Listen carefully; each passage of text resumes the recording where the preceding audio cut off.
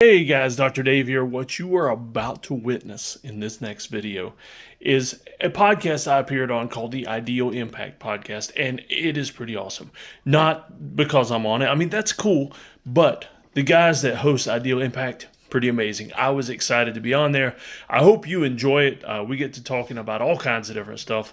But, while I've got you here, before you watch the entire podcast, I got to say, follow those guys on Instagram. They're pretty busy on there.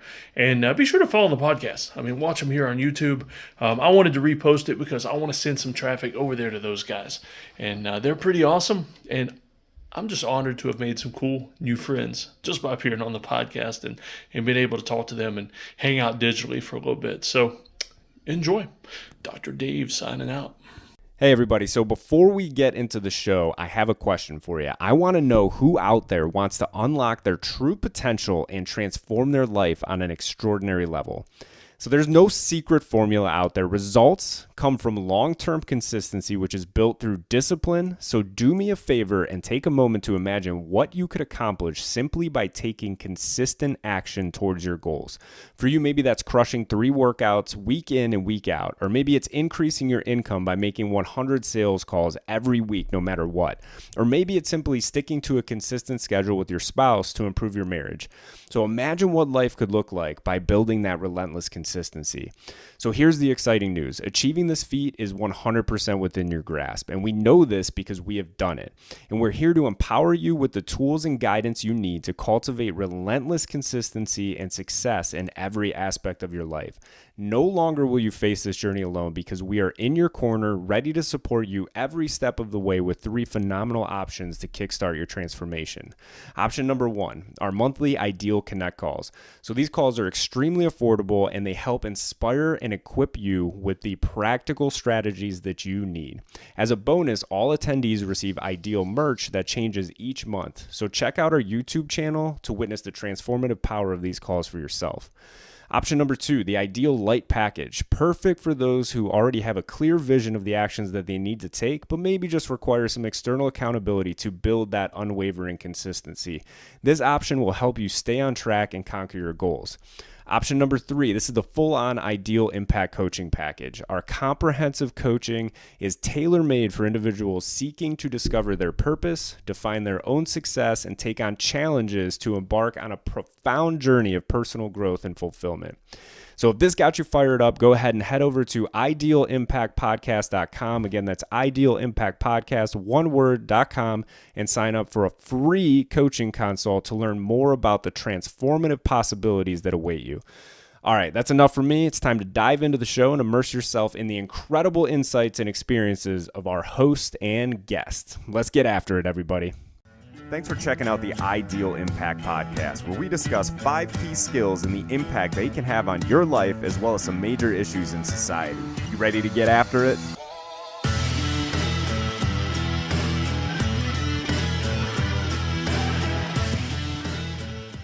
We're live.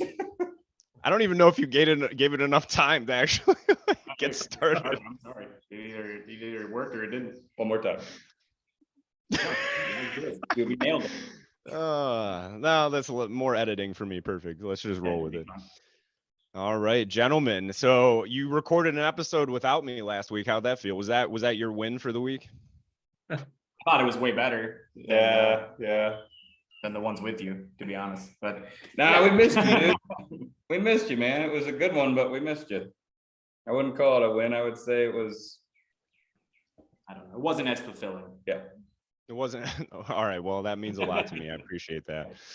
So, well, since I wasn't here last week, I'll go ahead and get started with my win for this week. So I rewarded myself with some new running shoes yesterday and finally actually spent some money on them, got some Hoka Cliftons, and it's like running on clouds. I was doing sprint intervals at like a 4:30 pace for 60 seconds this morning, and it was just incredible. I don't know if it was like a placebo effect that I was just amped up because I had new shoes, or it was the shoes themselves, but either way, I considered that a win. So off with a great start to the week with two good cardio sessions.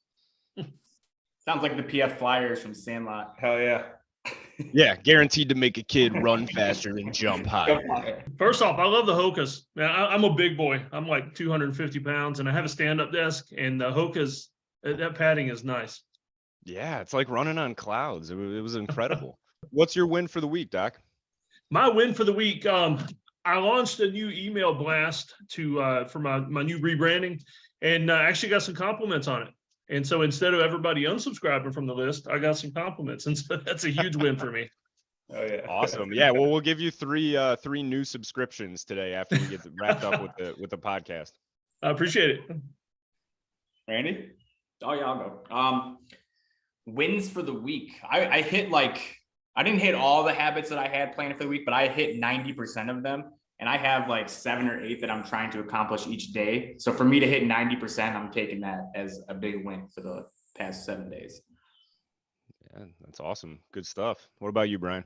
So my big win would be with my custody with my children. I have them a week on and a week off. So this week I had them the entire week, and I was still able to hit my morning workout, my evening workout, my gratitude, the gallon of water. So I don't know if I was 90%.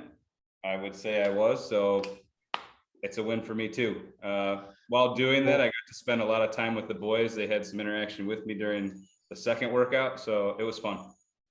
Heck yeah, man. That's awesome. Yeah. Well, we would know what percentage you were if you would download Habit Share and start sharing your habits with us. So Hey, Kyle, He's got if you didn't know this, my coach is sitting right next to me and he gets it every day. ooh, well, maybe you need to add me then so I can see it too. And then we can You're not both my call you coach. out. Well, I am now. You're welcome. Okay, I will add you. I'm gonna do it right this second. All right, awesome. So joining us, so Dr. David Powers today. So Doc, why don't you go ahead and just give us your background? Start with kind of like how you grew up into what you're doing today, and we'll jump in and ask you some questions along the way. All right, sounds good. I grew up in Myrtle Beach, South Carolina, which sounds really nice, but it's a very redneck vacation destination. And grew up in a trailer park. Had a rough time growing up. Bright red hair, rosy cheeks all my life, and got beat up a lot just because kids enjoyed beating up the redheaded kid. And that kind of led me down my progression of going into occupations where I learned how to hurt or kill people that were after me. So 17, I went in the Marine Corps. Yeah, I mean, you never know what's going to drive I like you, right? that. Right, for So, sure, for sure. Yeah, That's I one way started to do martial it. arts early because I just got tired of getting beat up. And Marine Corps at 17, 4 years in the Marines. And then, to be honest with you, I got tired of the job I was in, amphibious assault. And so, I mean, it was fun when we were doing something, but how often do we hit a beach these days? And so, it was always just training, clean the trucks. And so I went into the Army after that as a medic. And some people say, well, you were in the Marines, why not go into the Navy and be a corpsman? And there's no way I was going in the Navy, not after being a Marine. That's just wrong. You didn't want to transfer to the women's department, as they call it? Yeah, right? yeah. I mean, and I didn't want to go into the Boy Scouts or the Air Force. And so I went into the Army as a medic and served another 4 years in an armor battalion, which was awesome because hardly anybody got hurt, but when they did, it was really cool. And my ambulance was a 113, which is a small armored vehicle. And man, we would have so much fun in that thing. Plus, it was the only air-conditioned vehicle in the whole battalion. So, for the troops. You said you had so much fun in the vehicle. Like, all right, so me and one of my buddies took the Commander's Humvee one time and just went Baja on these back trails up in Michigan and flooded it because we shorted out the electrical system. So what was like some of the most fun that you had in that? Well, we kept trying to see just how big a tree we could knock over with it, and it was so much fun. And and though most of the time these days they don't like you taking them in the water, even though they'll float and move and everything, they do really nice in the water, even though you're not supposed to most times. But for the troops' comfort at night when we were asleep and we weren't being tactical, we would leave the AC on. That way if we needed to treat somebody, we'd have a nice cool place for them. And we also slept there. So that was nice. It's convenient. So after the Army, that was about 2001. After the Army, I was working disaster medicine. And so 9/11 happened, and I got to be like one of the first people to help start the Department of Homeland Security. So that was a lot of fun. back when it first started and before it kind of became the bloated bureaucratic mess that it is now.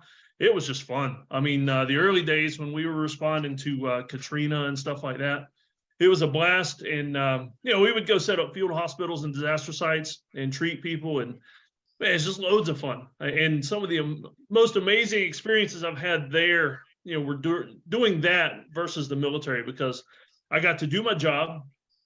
There was very little paperwork, because you know how it is. You guys, when you're so far away from the commanders and where the paperwork is, you can kind of have fun, do your job, and just it's a blast. And that's me now. I mean, I'm out of the military, out of federal service now, except for contracting every now and then. So I live on a little farm in upstate South Carolina. Got 5 kids, and I do motivational speaking. I do stuff like this. I write books, just living the dream life. I got a mountain bike trail that's a couple miles long that right outside the front door. And so it's just a blast. I think the 3 of us need to take a trip to South Carolina. Sounds like it. Yeah. Dude, I got so much property here. I got like 10 acres that you can camp out on and just enjoy.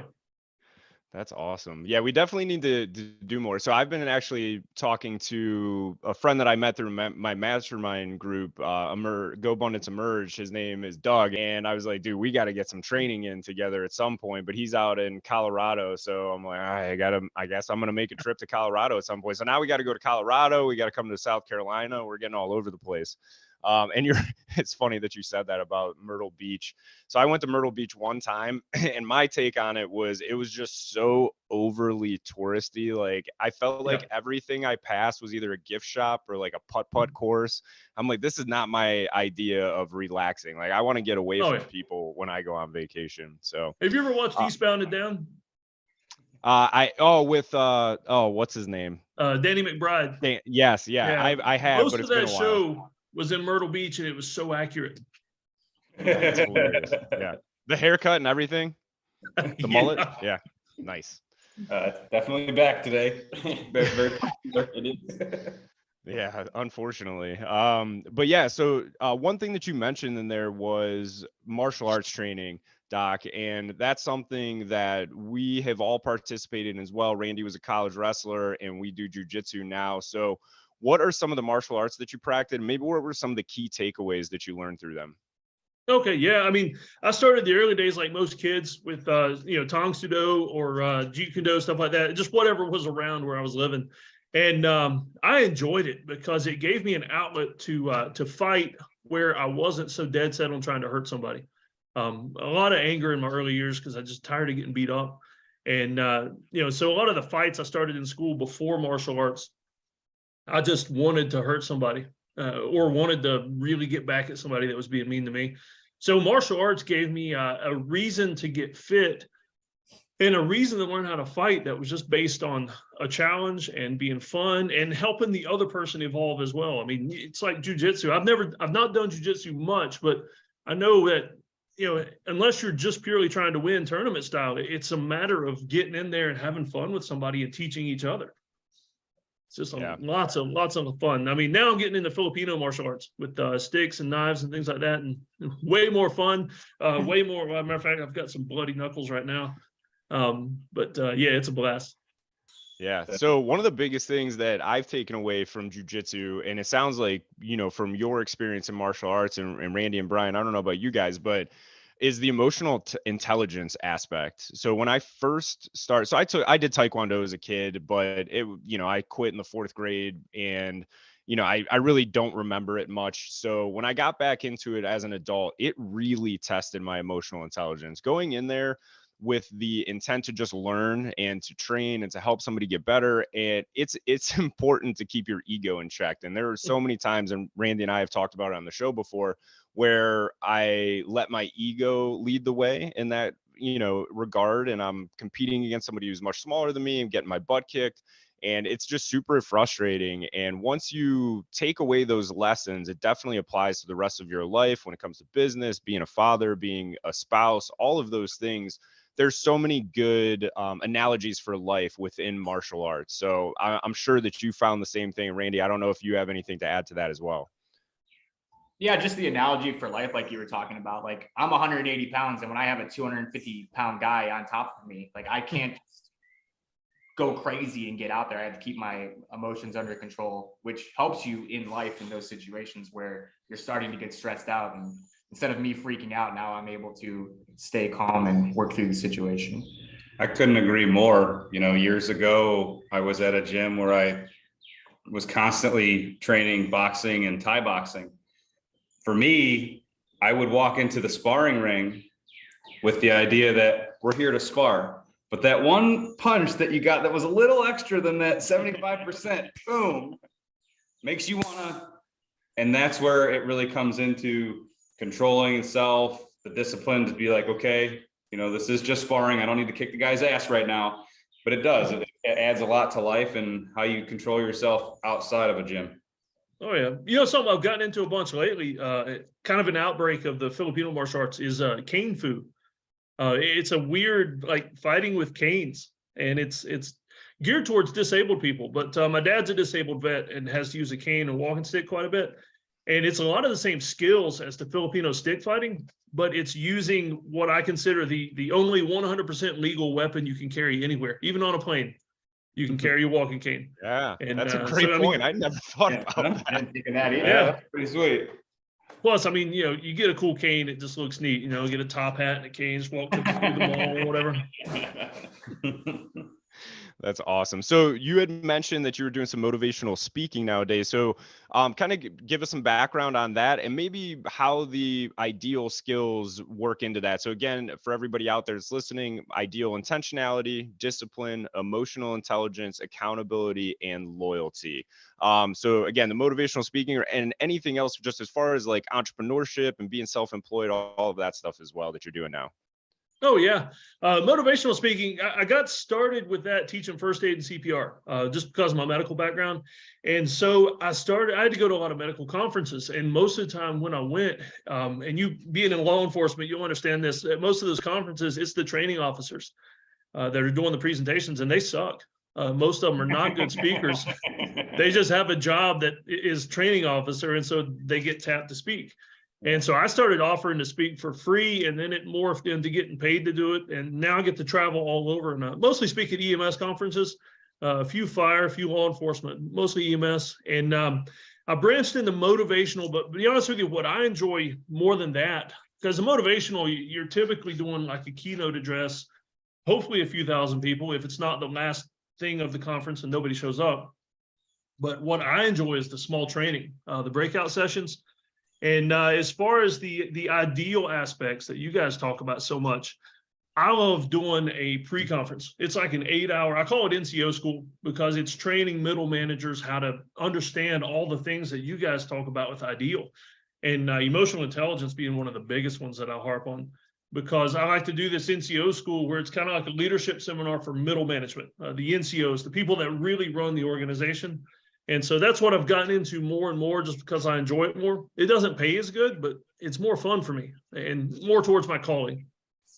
Yeah, I think three of us were all NCOs, and I think that applies. So I'd like to maybe catch up on that, see one of these that you're talking about. When's the next one? Oh, yeah, it's fun.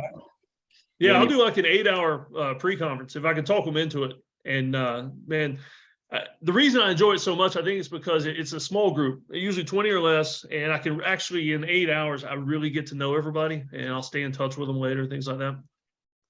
Yeah, that's awesome. So it sounds like the intent there is much more of an intimate setting, so you get to build those deep connections and really connect with people. That's awesome. Oh yeah.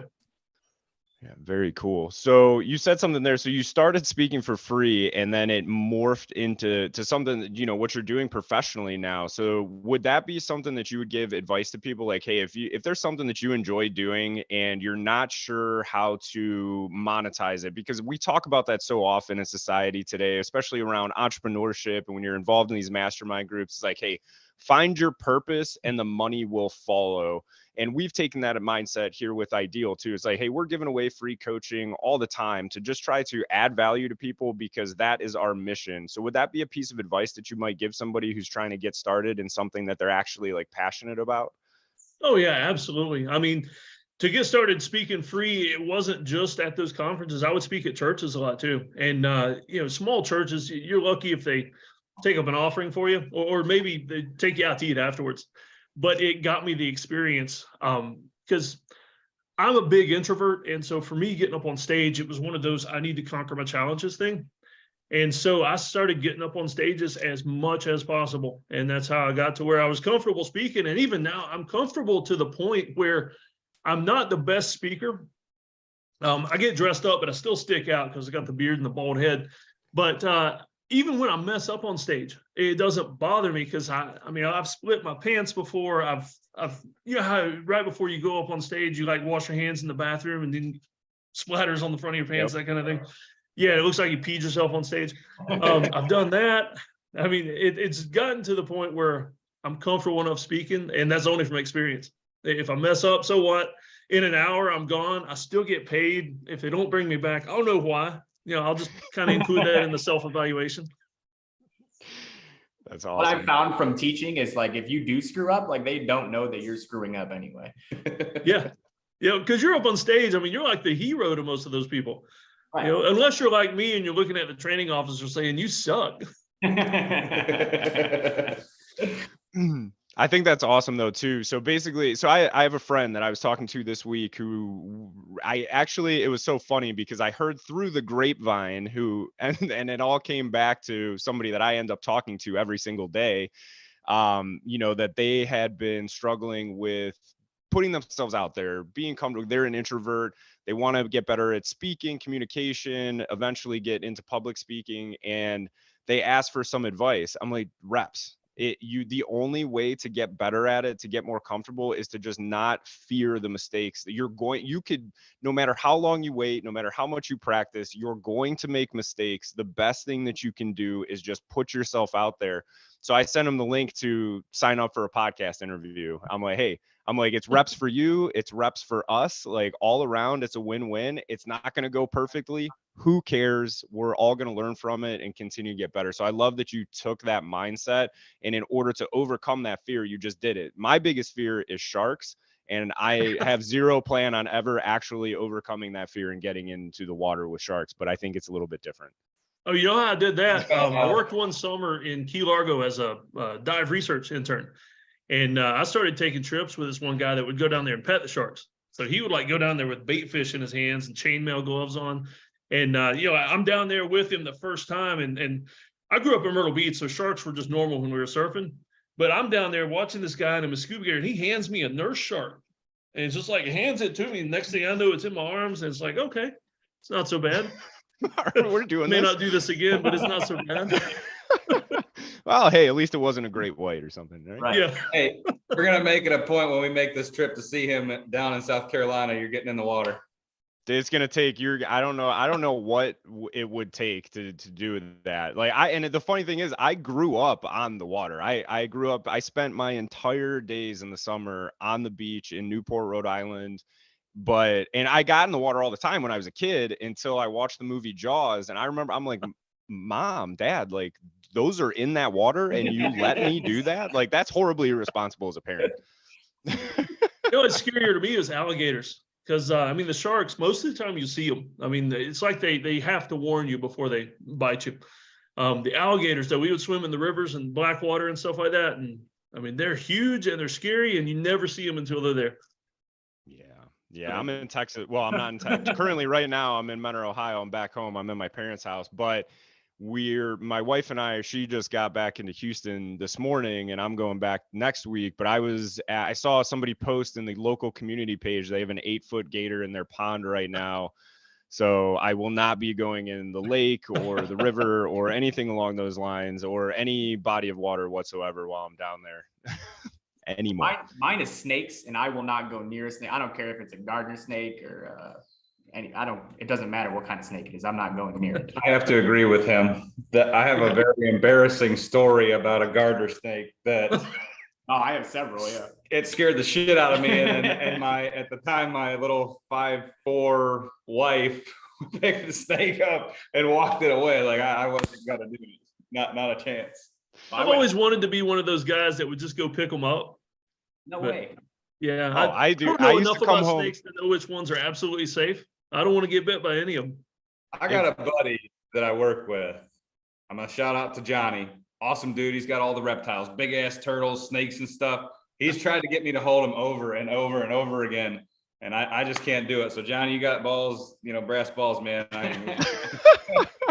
What's so funny is, so we're all talking about this stuff. So obviously sharks are an irrational fear. I can just stay out of salt water. That's pretty simple. We're talking about snakes and all this, and every single one of us signed up to potentially sacrifice our own lives and go into battle and do, all this stuff. And it's like, I remember too, I was at the hospital one time. I had appendicitis, and the nurse comes over. I have tattoos, and she's telling me, "Hey, we're gonna start an IV." I'm like, I can't look because I'll probably pass out if I look while you're doing that. And she's like, "It's always you big guys with tattoos that can't watch, can't do needles." I'm like, "Listen, that they're just there to make me look tough. It doesn't mean that I am tough. It's a scare tactic. It's like a poison dart frog. They're bright colored for a reason." We were in a training exercise in North Dakota, and they had us like on this ranch, like where the cattle were. They just moved them, and that's where we stayed for 3 weeks. And there was 2 rattlesnakes in the tent. So I packed all my shit and moved tents, like thinking thinking the rattlesnake just can't get into the other tent.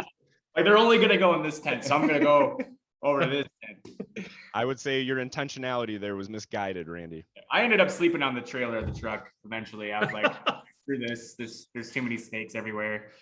If I had been there, I would have been going out and finding a big rubber snake to throw at you in the middle of the night, right on your chest while you were sleeping. Like, I'm definitely afraid of them. We were on a hike once, and I didn't even realize that I did it, but a little garter snake just went out on the path, and I threw like my daughter in front of me. Like that was... So I guess we won't be starting Ideal Parenting anytime soon. So anyway, to Brian, your superpower is keeping us on track, and here we are talking about snakes and I was just looking to do that, but well, and how are you going to do that? Go ahead. I was going to ask the doc. Basically, we talked a little bit about your background. We know that you've done some public speaking, that you were in 2 different branches of the military. I want to know a little bit more about, you grew up getting picked on, you went to do a job. What led to all that? I mean, at some point or another, between your adolescence and your adulthood, you chose the path of becoming a doctor. What did it take? Try to relate that to what we talk about on a daily basis. Was it just intentionality? You said to yourself, I want to do this. Or was it something that happened in your life? How did this come about? It was actually a good mix of both that led the pathway to that. In EMS, I call it the year of hell. I had a lot of friends get killed, both in EMS and in the military.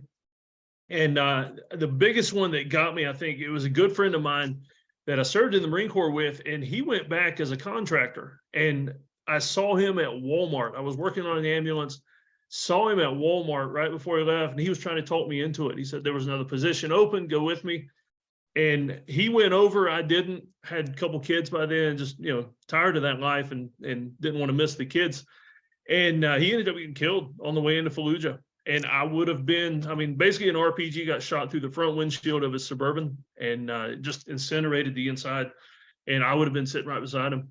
And that and a few other things that happened in EMS, some friends getting killed on fire scenes, pushed me to the edge as far as EMS went, and had enough of that. And I decided that what, crappy pay, everybody's dying around me in what should be a fairly safe occupation in the United States, except I was getting shot at more in the ambulance than I did in the military, which baffled me. I'm here in upstate South Carolina where it should be fairly safe, and the rednecks usually don't shoot at you. But everybody else was. And so I decided, I'm going to leave EMS. I'm going to burn that bridge, and I'm going to go back to school.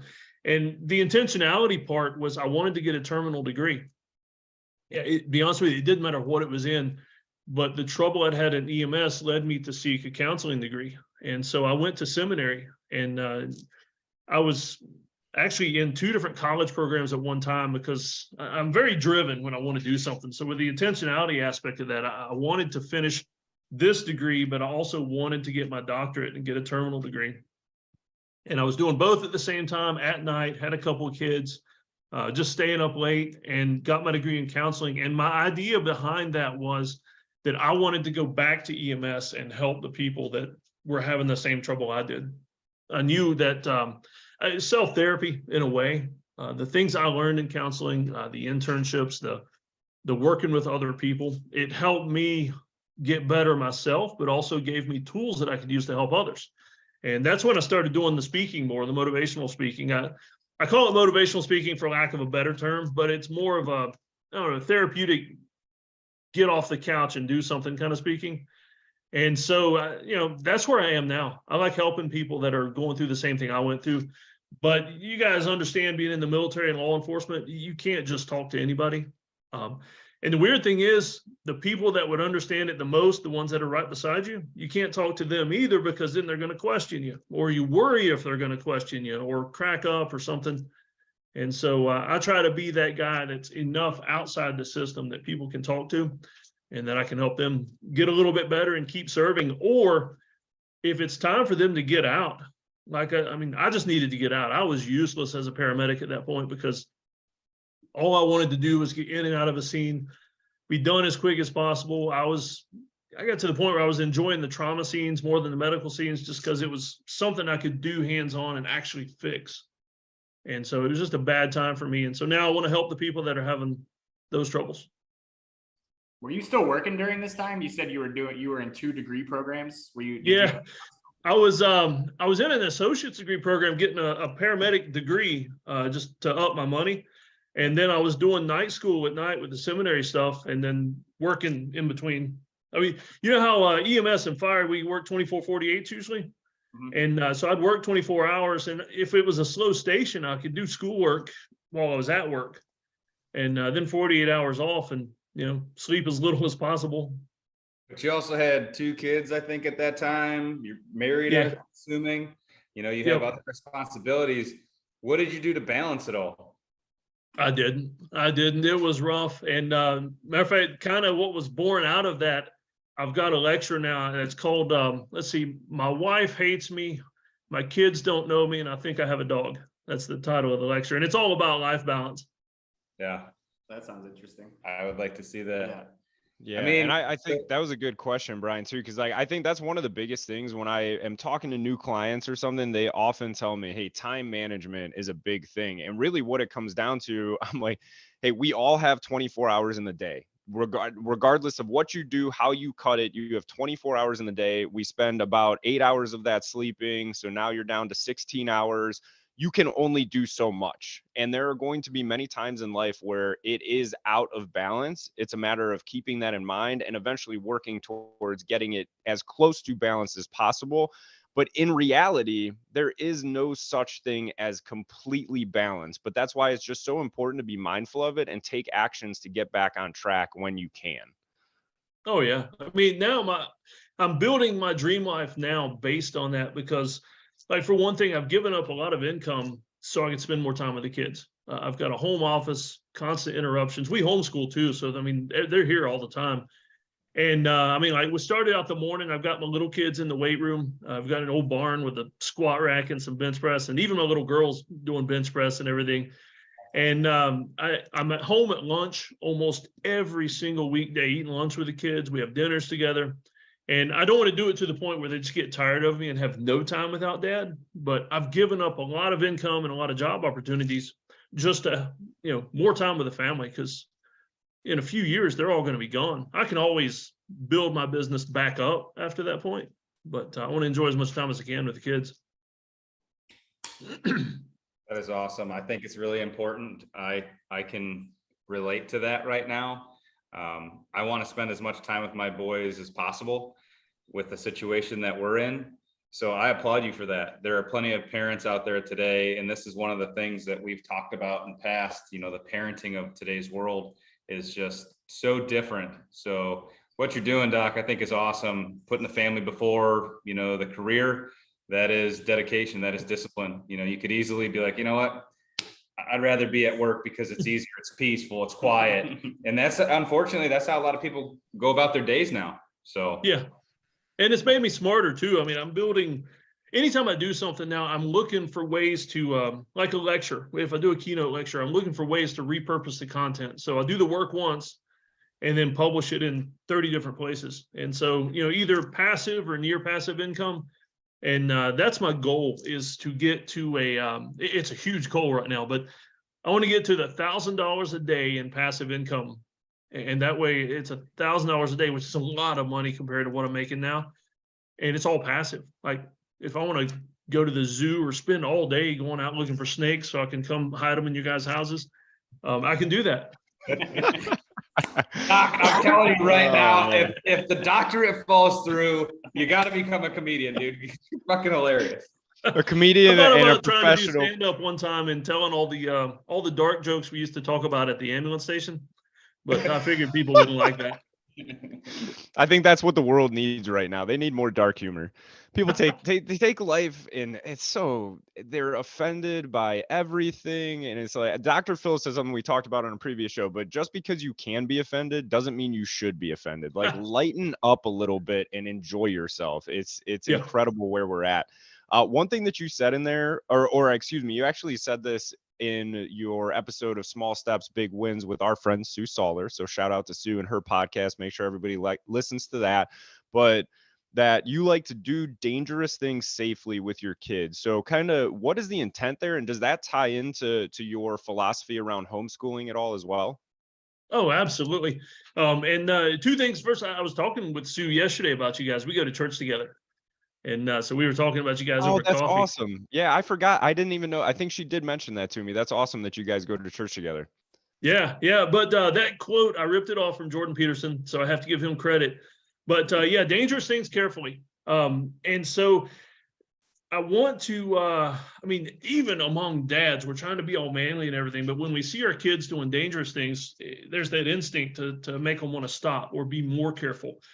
And though there are certain things that I make them do, like, when we're mountain biking, we wear helmets because I've already busted my grape open too many times.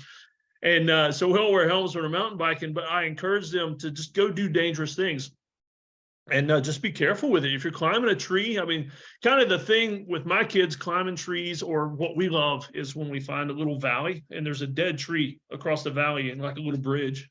And so you can walk that bridge and, a 20, 30-foot drop. And so I always tell my kids, if you start to fall or lose your balance, just go ahead and jump. You're going to be safer trying to control that jump than you are falling and landing on your back or your head or something. And so dangerous things carefully. You climb trees, but don't climb the little tiny limbs. That's how you be careful doing something dangerous. Guns, I know guns are a touchy issue. Like you said, people get offended by guns, just the idea of them. I go by the premise of teaching my kids how to handle guns, and that way I don't have to worry as much about the safety. A gun is naturally a dangerous thing, but the safely way to do it is kids knowing how to use it and it not being such a foreign thing that it looks like a toy to them. They realize that this is something I need to pay special attention to. If I'm at a friend's house and find one, I need to tell somebody, that kind of stuff. Do the dangerous stuff, but just do it smart. Yeah. So I had made a post on the Ideal Impact podcast Instagram page about how I would address the current issue of gun violence that we're experiencing. And one thing that I would do is definitely reinstate firearm education within schools. Now, ultimately, as a parent, I think that ultimately does fall on you. But when we go back and we look through history, that's another thing that I think we're doing wrong in society today, is we're ignoring history or trying to erase it rather than learning from the mistakes that have been made in the past. But if we do that, if you learn to respect something, whether it's the height of a tree or a firearm itself, if you learn to respect it and you learn and you understand that it is a dangerous thing that can be used in a responsible manner, can be scaled in a responsible manner, whatever it is that you're facing in life, then that ultimately kind of disarms that curiosity aspect. So I love the thing that you're approaching there. How do you think that those lessons apply to other areas of life as well? Because I'm sure that's kind of the intent there, right? Is to teach your kids hey, there's other things that you're going to come across in life. If you can do it with this specific thing, you can do it with other things. Absolutely. A core part of our homeschooling is critical thinking and logic. And so it's a core subject, but it's part of every subject we teach. Like for instance, with gun safety, critical thinking and logic plays big part into that with knowing what to do. I mean, it's a step-by-step checklist driven. I mean, just thinking about gun safety, whether you're unloading one, whether you're checking to see if it's safe, it's logically based. And it's just really fun trying to bring that into aspects with my kids. I mean, I've got younger kids. I mean, a lot of videos that I can't post on YouTube, but I mean, I got my kids out working chainsaws and everything, and just I teach them slowly. I start them out with, the small stuff, working on small limbs. And next thing you know, my kids are cutting the trees for me while I'm working, that kind of thing. It's pretty cool. And I don't have to worry about those things laying around, machetes and chainsaws. I mean, so if you guys ever come visit, I mean, it's going to be fun. How old are your kids? Okay, so my oldest is 18. He's out of the house. But I've got a 16, 12, 10, and 6 still in the house. So I have a 6-year-old myself, and I find it difficult because I do things with he's been riding in a motorcycle, or at least a dirt bike or a four-wheel since he was 2. Just this past week, we're out at a drag strip and he's drag racing. To me, it's easy to do that stuff that I grew up on, but I struggle with what you're talking about. Like, I get nervous when he picks up a hedge tripper or, hedge clipper. Yeah. Like, how do you leverage that? Like, you just have to let it go and be like, they're gonna learn, because I have to just tamp that down.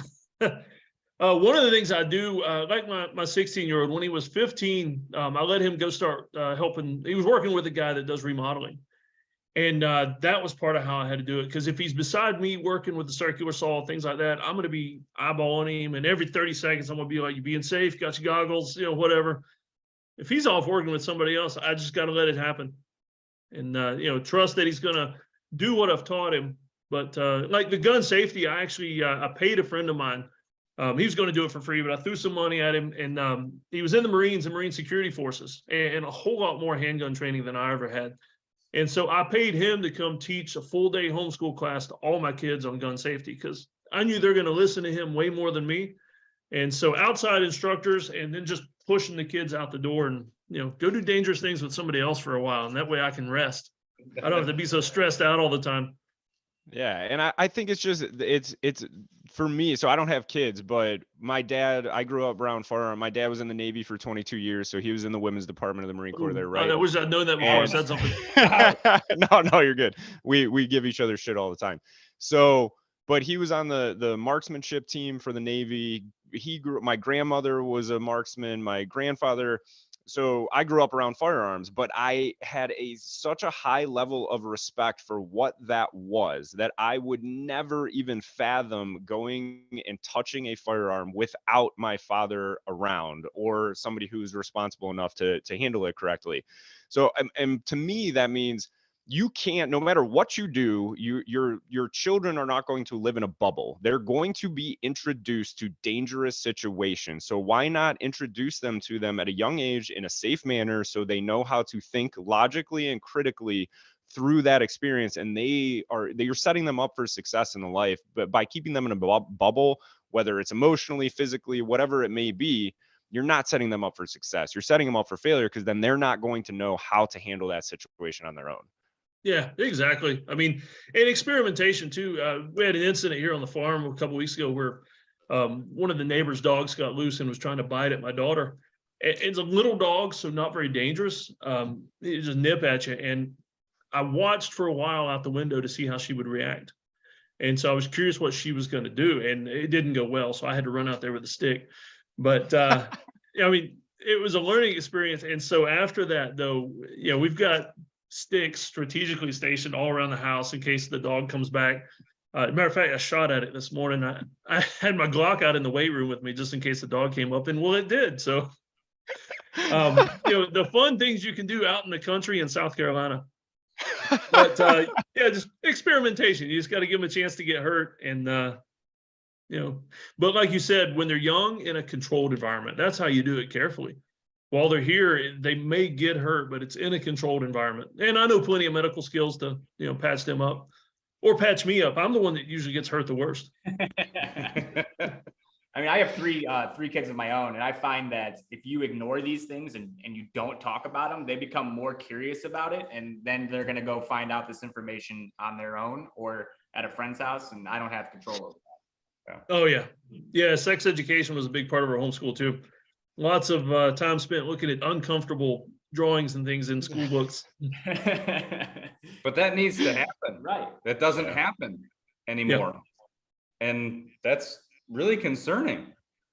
And it's not a secret that there are plenty of people out there that are producing children and are not ready and should not be. And Right. Oh yeah. Well, I teach health and PE, and I used to teach high school health, and we would go over sex education, and the questions that I would get, like, they don't know. They don't know. Like, they're seeing stuff on on videos and talking to their friends, and that's where they're getting their information from, and they think this stuff is true. Like, oh, I can't get her pregnant because we're in a hot tub. I'm like, well,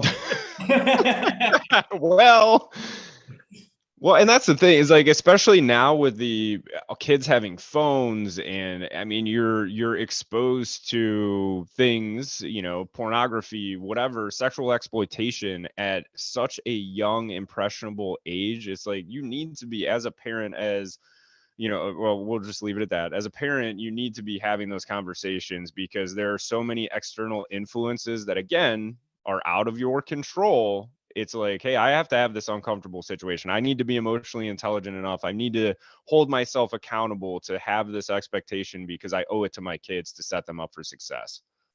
Yeah, exactly. I mean, I've probably let my kids, I don't know, the Karens out there would not like some of the things I've let my kids watch. I mean, some of the movies, some of the ways I let my kids joke, and especially my 16-year-old, he's kind of hitting an age where he'll joke a little bit, or he'll send me videos from Instagram and stuff. And sometimes he'll push it too far, and I need to say, okay, yeah, so this was funny, but you know, dial it back just a little bit, and let's don't watch this kind of stuff.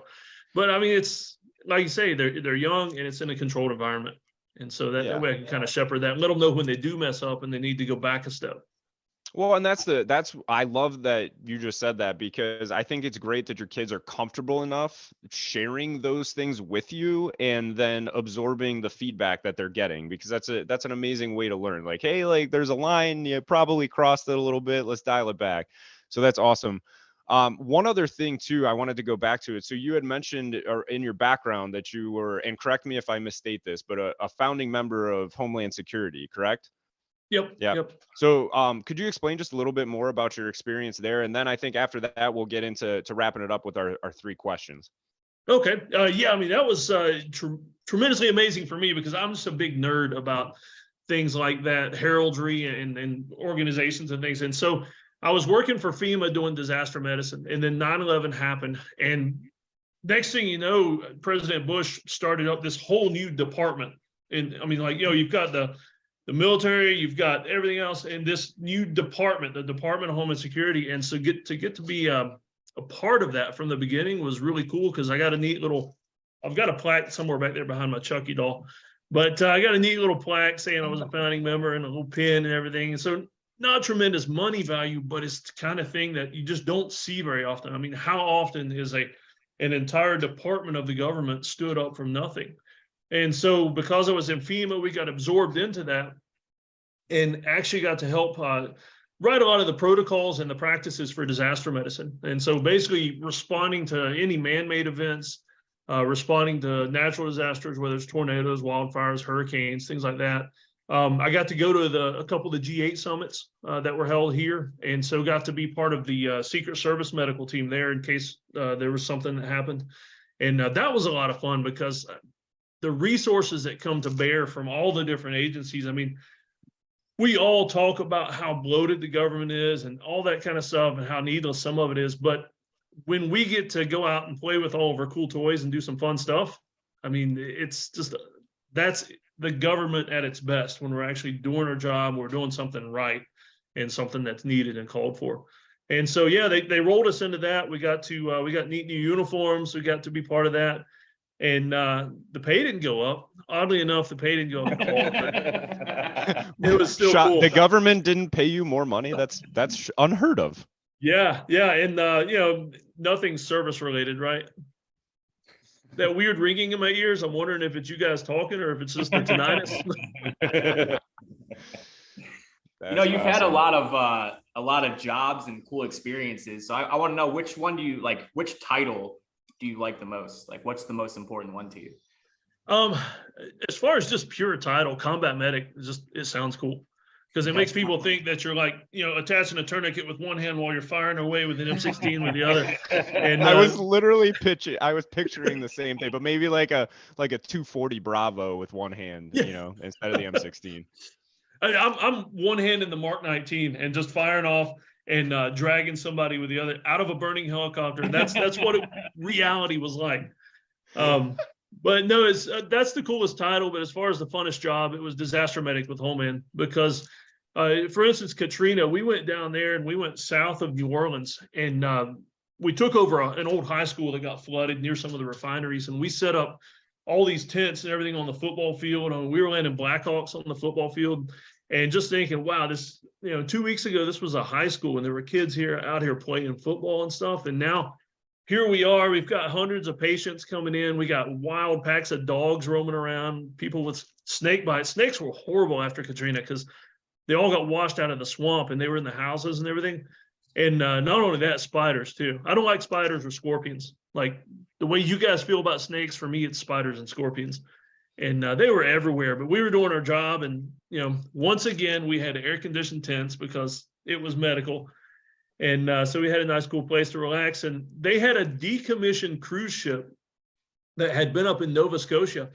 And they floated it down and parked it down there for us. And that's where we lived for a couple of weeks in an old, moldy cruise ship, which was actually kind of neat. That is awesome. Great. Yeah, that's one thing. So the South, I've learned about, we've seen scorpions, tarantulas. I saw a black widow for the first time, like out in the wild last week. So yeah, I'm good on spiders for sure. That's awesome. So yeah, thanks for sharing all of that with us. I want to show you something really cool. Yeah, go for it.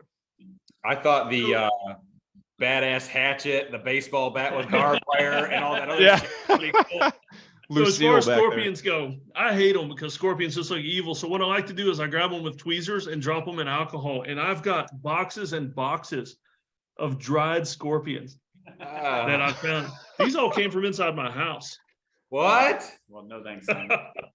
I don't know that we're gonna take a trip to meet this gentleman. Yeah, no, I'm good on Ohio. After living in Texas now for 4 months, I'm like, yeah, no, Ohio's cool. We have so many less things that can bite you and hurt you or kill you. That sounds South like is some cool crazy. science experiments, though, for the homeschooling. Yeah. Oh, yeah. Yeah, I mean, anything you can log in for homeschool, that, catching scorpions is just botany or biology or whatever, depending on what you're doing with them. I'll go ahead and get us kicked off with our final 3 questions here. So the first one that we like to ask is, so of the ideal skills, so again, intentionality, discipline, emotional intelligence, accountability, and loyalty, what is your biggest challenge and what are some things that you've done to work on that skill? The emotional intelligence, for sure. I mean, that was an easy one, my hardest one, because I lack empathy. I don't have any of it. I wasn't born with it. And don't feel sorry for people usually. And so I've had to work on that. But to the point where I recognize I have certain strengths, and my strengths are, fall into the whole mission first, troops later category. Very analytical and disciplined, and I'll forget that there are other people involved. And so, especially having kids, I've got to just tamp that down and sometimes just abandon the discipline in favor of like, hey, my kid just needs a hug right now. I got stuff to do, so it's a short hug, but hey, he just needs a little hug right now. So I just have to work on that. That's a work in progress, but emotional intelligence is my weakness. I gotta know how, like, more kids have every kid has their own personality. So how do you have 5 kids? How do you deal with each personality, and how are you able to use your emotional intelligence to work that? It's been difficult, but I teach a lot of DISC, the DISC test, where you different personality attributes. And I've tried to apply that with my kids. And the older ones, when they get older, I make them take the DISC. And that way it really clues me into like, how does this person want to be approached? But one of the biggest things for me is letting them know how I am. And it keeps me from being too direct sometimes with them, like letting them know that, hey, when you want something from dad, just give him the facts. And that way I don't get frustrated. I don't feel like they're wasting my time. Just they know how to approach me. I know how to approach them, and it helps everything out quite a bit. Keeps the emotions down as far as, or the negative emotions. Hey, Doc, I'm probably the only idiot in the room here that doesn't know what that DISC is, what it stands for. You know, this might be something for our listeners that could help all of us improve our emotional intelligence. Can you elaborate on that? What is the DISC test? Oh, yeah, absolutely. So you got DISC. So the D is like a dominant, domineering, the alpha kind of person that just very direct, more self-centered. I mean, you can have the positive and negative aspect of each. So the I is more of what you'd consider the cheerleader type, which for me being a heavy CD, I hate the I's. Like you get somebody around me that's like constantly bubbly, and it sounds very feminine when I say cheerleader, but there are a lot of enthusiastic guys that are just always happy, always wanting to play around, things like that, and that wears me out. And so that's the I, the DI. The S is stable. The vast majority of people are S's. They're stable. They try to get along. For the most part, they'll do their job. You just leave them alone and they go off and do their thing. On the negative side, they're going to try to avoid conflict and just in an effort to get along. And then you've got the C. That's where I'm the highest. The C is, different letters, different words you can use for it, but I prefer concentrated. A C is more of an accountant type. They like numbers. They like facts and figures. And so just for instance, me being such a heavy C, if somebody's wanting something from me or wanting to talk to me, don't tell me a whole story. Just give me the bullet points. That's all I want. I really don't care about any of the other stuff. And so that's where, sometimes the lack of empathy comes in, is I have to listen to the stories sometimes. And so realizing that my kids are these other letter categories really helps me. Gotcha. I don't know if you caught it. I said, how pissed were you through hearing all of our stories at the start of this? No. You guys are fine. It's to be honest with you, it's when you're around somebody a lot, like you hear the same stories over and over. And so you finally get to a point where you just want to, can we just skip the first 10 minutes of that story and you just tell me what's new? Sure. Yeah, no, I meet people for the first time. My wife, whenever she tells the story, like she'll be like, oh, guess what happened to me today? And then she'll go into like a 40-minute speech on things that like led up to that point. And I'm like, just get to the point of the story. Yep. I have that problem myself. I'm a storyteller. Kyle? Callie, dude, Callie's worse than I am. I love her to death, but I'm like, all right, when you tell me this, tell the Kyle version. Don't tell the Callie version. I'm like, how was your day? Oh, it was pretty good. Like I got a lot of rest. I got some stuff done. That was great. Or like, well, this morning at 8:03 a.m., I hit snooze twice, and then I got out of bed, and I'm like, Callie, I'm like, geez, Murphy. It makes you just want to pull out the knife hand and just, tell me the facts. Yeah, so it's funny too, because my wife was an E4, so I was an E6, and she was an E4. So I sometimes I'll call her specialist by her maiden specialist with her maiden name, and she does not like that. Getting us back on track, Doc. Next question. Next question is going to be, we always ask our listeners about a specific book, or perhaps a specific podcast that you've read or listened to recently, or even in your past, that has really made an impact on you. If you have one, can you share it with us? You've got it right there. Oh, yeah. What is it? I pulled it out. It's The Big Leap by Gay Hendricks. It's not a brand new book. It's been out for a few years. But I read this book last year as part of a mastermind and it's all about upper limit challenges. Realizing where you've hit an upper limit challenge and that's keeping you from progressing more. And upper limit challenges are kind of those points you hit where you start to self-sabotage. And like me sending out that email blast last week that went really well, I could have easily said to myself, I've sent out email blasts before and they didn't work. It's not fun for me to do. I'm just going to skip it. I'm not going to try this. That's an upper limit challenge. I moved past it because it needed to be done. And lo and behold, it ended up working out really well. And so this book, I read it. I went through a book club thing with my mastermind. But not only that, I read it at lunch with the kids. We always read and do a devotional before we eat. And so we read through this book as a family. And it's crazy. My kids will be watching TV with me at night, and a character on TV will do something stupid, usually drama or relationship stuff. And my kids will point at the TV and they'll say, "Oh, they're hitting an upper limit challenge. They need to move past that." So it's amazing what the kids will pick up. Well, I'm gonna tell you that I probably need to read that book because I've been faced with some upper limit challenges recently and I've not navigated it well. So I appreciate you sharing that with us. It's something I'm gonna look into. Yeah. I think we all need to read that one for sure. Because we're running into upper limit challenges every day with starting a new business and everything that everybody has going on with their families. So yeah, that is amazing. I had not heard that book before. So thanks for sharing that with us. Yeah. And it actually teaches you also to lean more towards your strengths. Like, I know I need to be careful with emotional intelligence, but God gave me strengths for a reason, not to tamp them down, but that's the calling I'm supposed to put out into the world, is the strengths that I've been given. I feel like a lot of people focus on their weaknesses too much. Like, yes, you want to make those better, but that you can't forget about the strengths. Like, why would you downplay your strengths and only focus on the weaknesses? Yeah, exactly. I guess I got the last question. I was gonna say, who's gonna ask All right, that's me. So if you could give any piece of advice to our listeners, what advice would you give? Look for an adventure every day. And adventure, I really loosely define adventure. For you, it could be your listeners. It could be a new food. It could be getting out of the office for lunch. It could be trying something with your kids that you don't enjoy.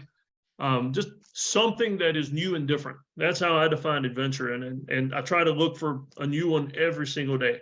Like today, the adventure I've got planned is HIIT workouts. The HIIT workouts. I hate cardio, and you talked about running shoes. I love the Hokas, but I hate running. And so today, my adventure is I'm going to do a HIIT workout for my afternoon workout. And so that's my little adventure that I'm going to detest, but I may lose some weight and work out, and I may love it. Who knows? Hell yeah. Well, when we come visit you or you come visit us, either way, we'll put you through a good HIIT workout, because that's something that we do regularly now. And as we've, Randy and I especially, we're very big on just lifting heavy for a very long time. And as we've gotten older, we're like, this is really stupid. We should probably do something like a little bit more overall beneficial to us as we get a little bit older and everything. And so that's really what we've been leaning into. I would tell you, it is something different when you're out there doing one of those workouts, when the heat index is like 113, 115, and like it has been in Texas when we were back home. And I was like, this is incredibly stupid and potentially dangerous. So that cranks it up a notch. But yeah, thanks for sharing that. The advice, I love that advice. That is awesome. Something that I've been doing is the Build Your Life Resume Calendar by Jesse Itzler. I'm not sure how he pronounces it. Love honestly. that guy. That book he did with David Goggins was amazing. It was hilarious. Yeah, so good. It's such a good read. But he has this big calendar where you basically like plan your whole year out from a life perspective, like date nights with your wife or trying something new every other month. Yeah, there you go. Like a big wall calendar. Yeah. I normally have it hanging up behind me, but I'm back home right now. But yeah, something like that, just doing something new, something small every single day. It's like we forget to live. We're so focused on just going through the day-to-day monotony of being an adult that we forget to do those small things that keep life interesting. So thanks for that advice there. And then where can our listeners either follow you on social media, get some of your content, and also subscribe to your email list? Like how can they do that? Checkforapulse.com. So just like, CPR, just check for a pulse. That's me. They can find the newsletter. You go on Instagram and TikTok. I got videos on there, me and the kids doing weird stuff here on the farm. That's awesome. Cool. Awesome. Well, yeah, thanks for everything, especially for your time. Thank you for your service in so many ways, the Army, the Marine Corps, EMS, Homeland Security. That is all fantastic. We appreciate that greatly. Anything to add before we first, one thing that I want to add, and hope I'm going to make sure that he listens to this episode. So one of my very good friends, his name is Sean Powers, and it's like looking at Sean. I was gonna say that, dude. I was gonna ask, is that Sean's dad? I mean, dead serious. You have to see Sean, because you guys are spitting images of each other. Big red beard. Eye color. everything. And before he knows it, Sean, again, you're going to listen to this. You need to adopt the bald life. You need to do it, buddy. You got to adopt Nice. it. Except for that accept it. crease right there. That's where I got hurt. Yeah, I got a big lump in my head, like in my skull. Like I just have a huge bone that sticks out up there. Yeah, shut up, Brian. I'm sorry, boys. I can't do it. I'm bald. One day we're gonna hold Brian down and shave his head. He did that to me before I went to basic training. He kind of did. That's awesome. Randy, Brian, anything else to add? So I just want to thank you for coming on and sharing your story with us. It's been inspiring. You've made me want to go out and try something new and adventurous today. So I appreciate that. Likewise, Doc. I think it was awesome. I think you captivated me. I think your humor, your stories. I think what you're doing with the public speaking and stuff is amazing. I'm serious when I say I hope maybe we can check one of those 8-hour things out. But keep doing what you're doing, man. You're changing lives, and I think it's awesome. Yeah.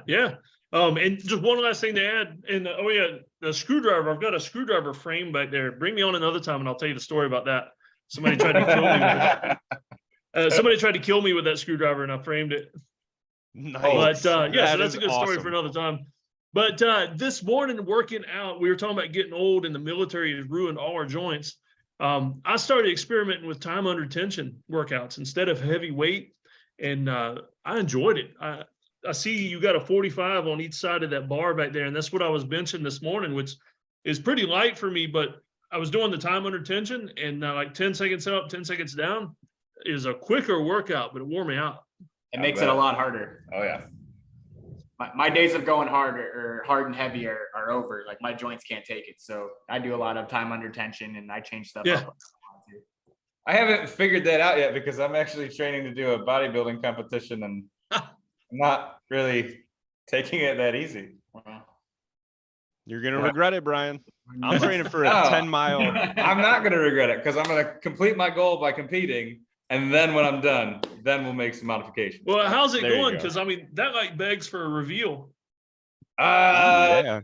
Take it off, Brian. Let's see it. We'll give a flex, but that's about Woo, it. girl. You got your competition thong yet?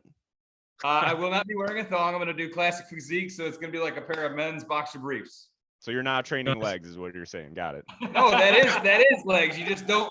Your legs are still judged. You just don't wear the banana hammock. That's all. Right. Oh, what's the one where they wear the board shorts and they don't That's do just leg men's like? physique. Oh, okay, got it. I don't know the bodybuilding stuff. One thing. Oh shoot, that reminded me of something, and now I can't remember what it was. But either way, What, I the think you banana should. hammock? Yeah. Well, no, the banana hammock got me sidetracked because I was thinking about Brian in a banana hammock, and then I got off topic. Brian, But yeah, awesome. in his second week of training Yes, right yes. This is I had started a few months back and ran into some really, really difficult time, and I put that on hold. I needed to focus on my kids and some other stuff. So I'm 2 weeks in. My coach is sitting next to me, the workouts, all that stuff, the motivation, when from him, it is important, but we'll give you, I'll send you a follow-up here in the next couple of weeks or a month or so. Awesome. Well, thanks again for the time, Randy. We'll turn it over to you for our patented send-off. Bye. Hey everybody, if you liked what you heard today, please check us out on Instagram, Facebook, LinkedIn, and Twitter. And don't forget to head to Eventbrite and grab one of the 10 tickets available for our monthly Ideal Connect call. Then when you're ready to take the next step, message us on any of our social media pages to book a free coaching consultation call to see how we can help you start living your own ideal life. Thanks again for all of your love and support, and always remember, you have everything you need to achieve success. It's just a matter of believing.